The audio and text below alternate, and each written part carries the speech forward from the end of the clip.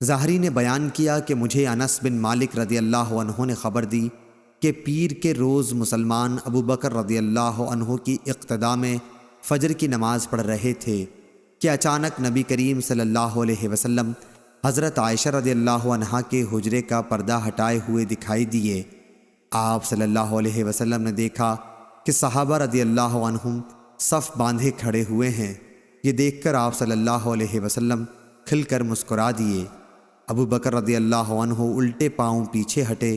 انہوں نے سمجھا کہ نبی کریم صلی اللہ علیہ وسلم نماز کے لیے تشریف لائیں گے، اور مسلمان نبی کریم صلی اللہ علیہ وسلم کو دیکھ کر اس درجہ خوش ہوئے کہ نماز ہی توڑ ڈالنے کا ارادہ کر لیا، لیکن حضور صلی اللہ علیہ وسلم نے ہاتھ کے اشارے سے ہدایت کی کہ نماز پوری کرو۔